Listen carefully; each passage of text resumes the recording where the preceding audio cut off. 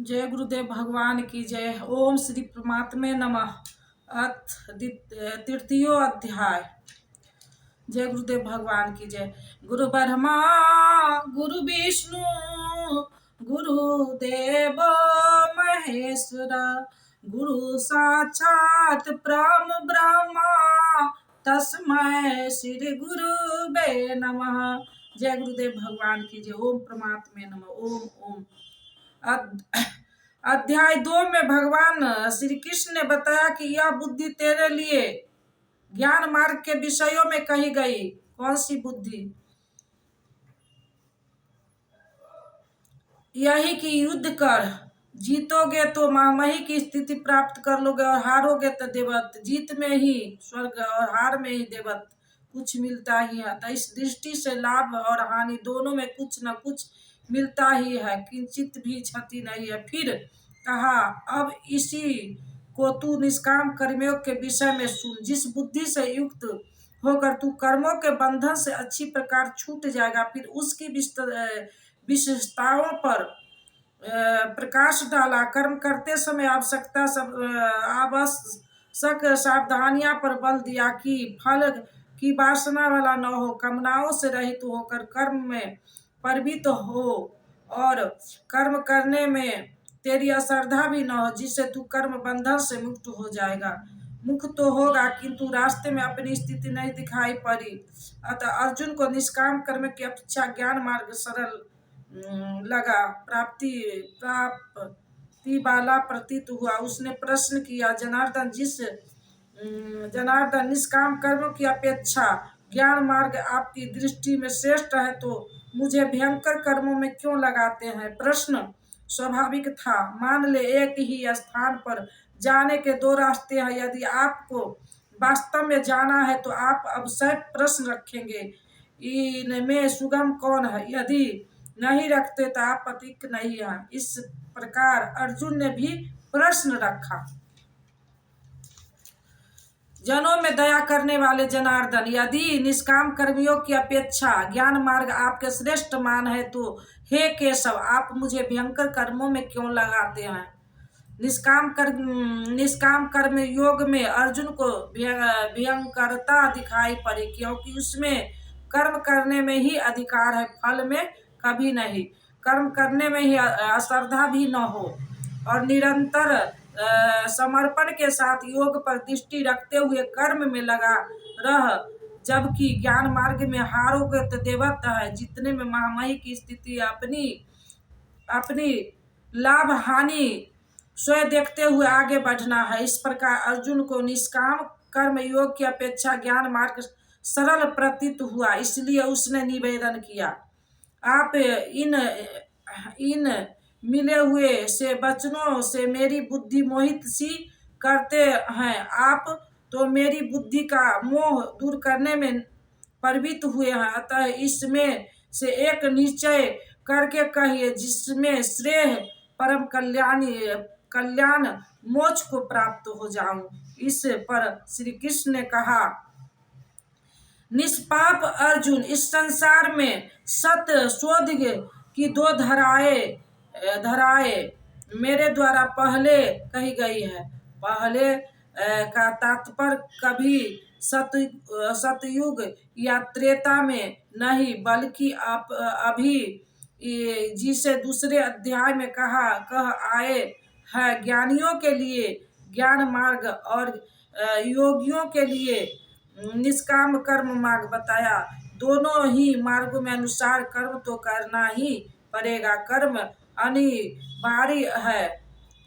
अर्जुन, मनुष्य न तो कर्मों के आरंभ करने से कर्मता की अंतिम स्थिति को प्राप्त होता है और आरंभ ही की हुई क्रिया को त्यागने मात्र से भगवत प्राप्ति परम सिद्धि को ही प्राप्त होता है। अब मुझे ज्ञान मार्ग अच्छा लगे या निष्काम कर्म मार्ग, दोनों में ही कर्म तो करना ही पड़ेगा। प्रायः इस स्थल पर लोग भगवत पथ में संक्षिप्त मार्ग और बचाव ढूंढने लगते हैं। कर्म आरंभ ही नहीं करे हो गए निष्कर्मी। कहीं ऐसी भांति न रह जा। इसलिए श्री कृष्ण बल देते हैं कि कर्मों को न आरंभ करने से कोई निष्काम कर्म भाव को नहीं प्राप्त होता। शुभ अशुभ कर्मों का जहाँ अंत है, परम निष्कर्मता की उस स्थिति को कर्म करके ही पाया जा सकता है। इस प्रकार बहुत से लोग कहते हैं हम तो ज्ञान मार्गी हैं, ज्ञान मार्गी में कर्म है ही नहीं। ऐसा मानकर हमें कर्मों को त्यागने वाले ज्ञानी नहीं होते। आरंभ की हुई क्रिया को त्यागने मात्र से कोई भगवान प्राप्ति साक्षात्कार रूपी परम सिद्धि को प्राप्त नहीं होता, क्योंकि कोई भी पुरुष किसी भी काल में क्षण मात्र भी कर्म किए बिना नहीं रहता, क्योंकि सभी पुरुष प्रकृति से उत्पन्न गुणों द्वारा विवश होकर कर्म करते हैं। प्रकृति और प्रकृति से उत्पन्न गुण जब तक जीवित है तब तक कोई भी पुरुष कर्म किए बिना नहीं रह सकता। ध्यान अध्याय 4 के 33वें और 37वें इस श्लोक में श्री कृष्ण कहते हैं कि यावन मात्र कर्म ज्ञान में समाप्त हो जाते हैं, ज्ञान रूपी अग्नि संपूर्ण कर्मों को भस्म कर देती है। यहाँ वे कहते हैं कि कर्म किए बिना कोई रहता ही नहीं है। अंत वे महापुरुष कहते क्या हैं? उनका आशय है कि यह यज्ञ करते करते तीनों गुण से अतीत हो जाने पर मन विलय और संस्कार के साथ यज्ञ का परिणाम निकल आने पर कर्म शेष हो जाते हैं। उस निर्धारित क्रिया की पूर्णता से पहले कर्म मिटते नहीं, प्रकृति पिंड नहीं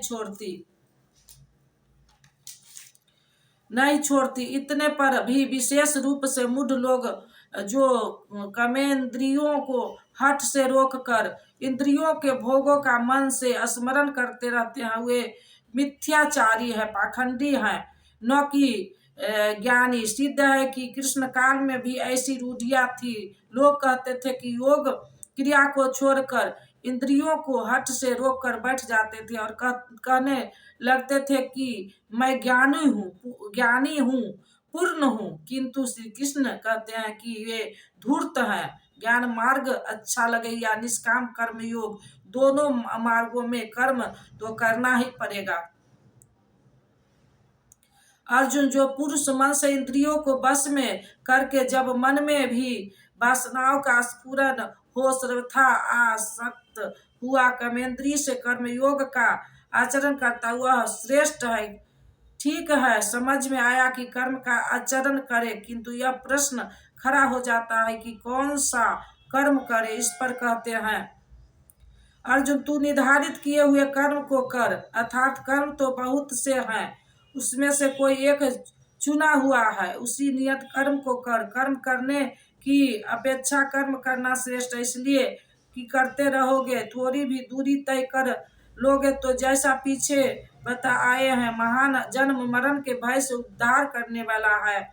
इसलिए श्रेष्ठ है, कर्म न करने से तेरी शरीर यात्रा भी सिद्ध नहीं होगी। शरीर यात्रा का अर्थ लोग कहते हैं शरीर निर्वाह। कैसा शरीर निर्वाह? क्या आप शरीर हैं? यह पुरुष जन्म जन्मांतरों से युद्ध युगांतरों से शरीर की ही यात्रा ही तो करते चले आ रहे हैं। जैसे वस्त्र जीर्ण हुआ तो दूसरा तीसरा धारण किए, इसी प्रकार कीट पतंग से मानव तक ब्रह्म से लेकर यावन जगत परिवर्तनशील है। ऊपर नीचे योनियों में बराबर यह नीव शरीर को ही तो यात्रा कर रहा है। कर्म कोई ऐसी वस्तु है जो इस यात्रा को सिद्ध कर देती है, पूर्ण कर देती है। मान ले एक ही जन्म लेना पड़ा तो यात्रा सिद्ध यात्रा जारी है। अभी तो पथिक चल ही रहा है, दूसरे शरीर का की यात्रा कर रहा है। यात्रा पूर्ण तब होती है जब गंध आ जाए परमात्मा में स्थिति के अनंत। इस आत्मा को शरीर को यात्रा नहीं करनी पड़ती, अर्थात शरीर त्याग और शरीर धारणा वाला कर्म समाप्त हो जाता है। अंत कर्म कोई ऐसी वस्तु है कि इस पुरुष को पुनः शरीर को यात्रा नहीं करनी पड़ती। अर्जुन, इस कर्म को करके तू संसार बंधन से, अशुभ से छूट जाएगा। कर्म कोई ऐसी वस्तु है जो संसार बंधन से मुक्ति दिलाता है। अब प्रश्न खड़ा होता है कि वह निर्धारित कर्म है क्या। इस पर कहते हैं अर्जुन, यज्ञ की प्रक्रिया ही कर्म है। वह हरकत कर्म है जिसके यज्ञ पूर्ण होता है। सिद्ध है कि कर्म एक निर्धारित प्रक्रिया है। इसके अतिरिक्त जो भी कर्म होते क्या वे कर्म नहीं है? श्री कृष्ण कहते हैं हाँ, नहीं, वे कर्म नहीं है। इस यज्ञ की प्रक्रिया के अतिरिक्त दुनिया में जो कुछ भी किया जाता है वह सारा जगत जिसमें रात दिन व्यस्त है, वह इसी लोक का एक बंधन है, न कि कर्म। कर्म तो अशुभ अर्थात संसार बंधन से छुटकारा दिलाने वाला है। मात्र यज्ञ की प्रक्रिया ही कर्म है, वह हरकत कर्म जिससे यज्ञ पूरा होता है। अर्जुन, उस यज्ञ की पूर्ति के लिए संग दोष से अलग रहकर भली प्रकार कर्म का आचरण कर। संग दोष से अलग हुआ बिना यह कर्म होता ही नहीं। अब हम समझ गए कि यज्ञ की प्रक्रिया ही कर्म है, किंतु यह पुनः एक नवीन प्रश्न उत्पन्न कर गया कि वह यज्ञ क्या है जिसे किया जाए। इसके लिए पहले यज्ञ को बताकर श्री कृष्ण बताते हैं कि यज्ञ आया कहाँ से, वह देता क्या है, उसकी विशेषताओं पर प्रकाश डाला और चौथे अध्याय में जाकर स्पष्ट किया कि यज्ञ क्या है जिसे हम कार्य रूप दे और हमसे कर्म होने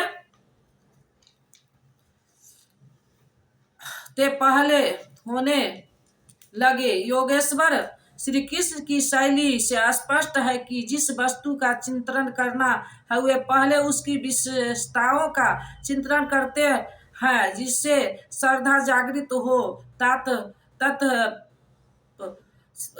पश्चात वे उससे बरतनी जाने वाली सावधानियां पर प्रकाश डालते हैं और अंत में मुख्य सिद्धि प्रतिपादित करते हैं। स्मरण रहे कि यह पर श्री कृष्ण कर्म के दूसरे अंग पर प्रकाश डाला कि कर्म एक निर्धारित क्रिया है, जो कुछ किया जाता है वह कर्म नहीं है।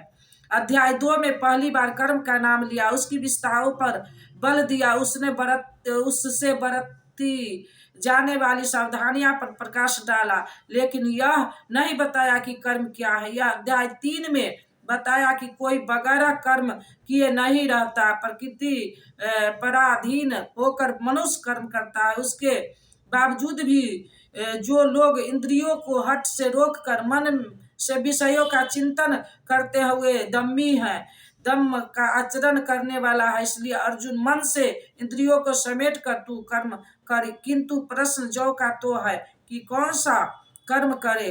इस पर योगेश्वर श्री कृष्ण ने कहा, अर्जुन, तू निर्धारित किए हुए कर्म को कर। अब प्रश्न उठता है कि निर्धारित कर्म क्या है जिसे हम करें। अब बताया कि यज्ञ को कार्य रूप देना कर्म है। अब प्रश्न उठता है कि वह यज्ञ क्या है। यहाँ यज्ञ की उत्पत्ति विशेषताओं बताकर शांत हो जाएंगे और आगे अध्याय 4 में यज्ञ का निखरा हुआ रूप मिलेगा जिसे करना कर्म है। कर्म की यह परिभाषा गीता के समझने की कुंजी है। यज्ञ के अतिरिक्त दुनिया में लोग कुछ न कुछ करते ही रहते हैं। कोई खेती करता है तो कोई व्यापार, कोई पदासीन है तो कोई सेवक, कोई अपने को बुद्धिजीवी कहता है तो कोई श्रमजीवी, कोई समाज सेवा तो कोई कर्म सेवा को कर्म मानता है तो कोई देश सेवा को। और इन्हीं कर्मों में लोग सकाम और निष्काम कर्म की भूमिका भी बता पड़े हैं कि तो श्री कृष्ण ये कर्म नहीं है। यज्ञ की प्रक्रिया के सिवाय जो कुछ भी किया जाता वह इसी लोक का बंधनकारी कर्म है, न कि मोक्ष पद कर्म। प्रस्तुत यज्ञ की प्रक्रिया ही कर्म है। अब यज्ञ न बताकर पर यह बताते हैं कि यज्ञ आया कहाँ से। प्रजापति ब्रह्मा ने कल्प के आदि में यज्ञ सहित प्रजा को रचकर कहा कि इस यज्ञ द्वारा बुद्धि को प्राप्त हो। यज्ञ यज्ञ तुम लोग इसमें अनिष्ट न हो, विनाश विनाश रहित इष्ट संबंधी कामना की पूर्ति करेगा। यज्ञ सहित प्रजा को किसने रचा? प्रजापति ब्रह्मा ने। ब्रह्मा कौन है? क्या 4 मुख और 8 आंखों वाला देवता जैसा कि प्रचलित है? नहीं। श्री कृष्ण कहते अनुसार श्री कृष्ण के अनुसार देवता नाम की कोई अलग सत्ता है ही नहीं। फिर प्रजापति कौन है? प्रस्तुत जिसने प्रजा को मूल उधम परमात्मा में प्रवेश पा लिया है वह महापुरुष प्रजापति है। बुद्धि ही ब्रह्मा है।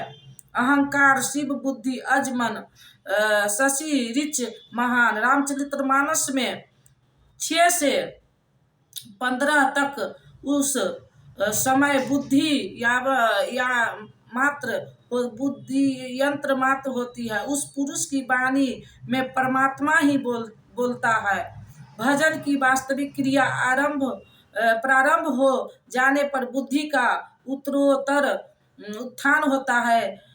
प्रारंभ में वह बुद्धि ब्रह्म विद्या से युक्त होने के कारण ब्रह्म विद्या कही जाती है। कर्मश विकार का शमन होने पर, ब्रह्म विद्या में श्रेष्ठ होने पर वह ब्रह्म विद्योर कही जाती है। उत्थान और सूक्ष्म हो जाने पर बुद्धि की अवस्था विकसित हो जाती है, वह ब्रह्म द्वारियान कहलाती है। उस अवस्था में ब्रह्म विदेता पुरुष दूसरों को भी उत्थान मार्ग पर लाने का अधिकार प्राप्त कर लेता है। बुद्धि की प्रकाष्ठा है अर्थात ब्रह्म विदित की वह अवस्था जिसमें इष्ट प्रवाहित है। ऐसी स्थिति वाले महापुरुष प्रजा के मूल उधम परमात्मा में प्रविष्ट हो और स्थिर रहते हैं। ऐसे महापुरुष की बुद्धि मात्र यंत्र है, वे ही प्रजापति कहलाते हैं। वे प्रकृति के द्वंद्व का भी विश्लेषण कर आराधना क्रिया की रचना करते हैं। यज्ञ के अनुरूप संस्कार का देन ही प्रजा की रचना है। उससे पूर्व समाज अचेत एवं अवस्थित स्थिति रहता है। सृष्टि अनादि है। संस्कार पहले से ही है किंतु अस्त व्यस्त एवं प्रकृति है। यज्ञ के अनुरूप इन्हें ढालना ही रचना या सजाना है। ऐसे महापुरुष कल्प के आदि में यज्ञ सहित प्रजा की रचना की। कल्प के निरोग बताया है। वैध कल्प देते हैं, कोई कायाकल्प कराता है, यह क्षणिक शरीर का कल्प है। वास्तविक कल्प तो तब है जब भव रोग से मुक्ति मिल जाए।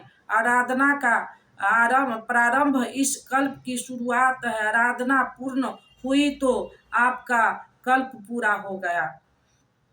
इस प्रकार परमात्मा स्वरूप पस्थ महापुरुषों ने भजन के प्रारंभ में यज्ञ सहित संस्कार को सुगंधित कर कहा कि इस यज्ञ से तुम बुद्धि वृद्धि को प्राप्त हो।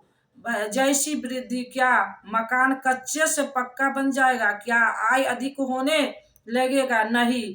यज्ञ इष्ट संबंधी कामना की पूर्ति करेगा।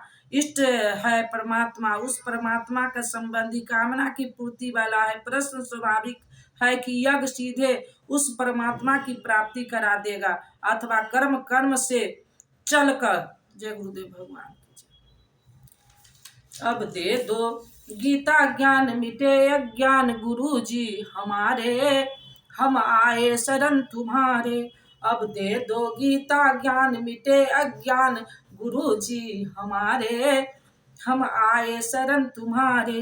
बालकपन खेलन में खोया, जौबंद निद्रा में तू सोया। भय वृद्धित हो गई जर्जर कात हमारे, हम आए शरण तुम्हारे।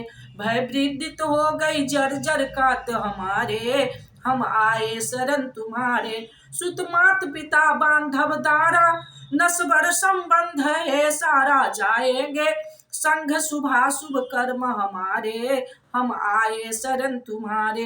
अब दे दो गीता ज्ञान मिटे अज्ञान गुरु जी हमारे, हम आए शरण तुम्हारे। बोलो श्री राम जय राम जय जय राम, बोलो श्री राम जय राम जय जय राम। सेवक पर स्वामी दया करो, पै बंधन आप हरो, कर्मों के दोष न देखो आप हमारे, हम आए शरण तुम्हारे। अब दे दो गीता ज्ञान मिटे अज्ञान गुरु जी हमारे, हम आए शरण तुम्हारे।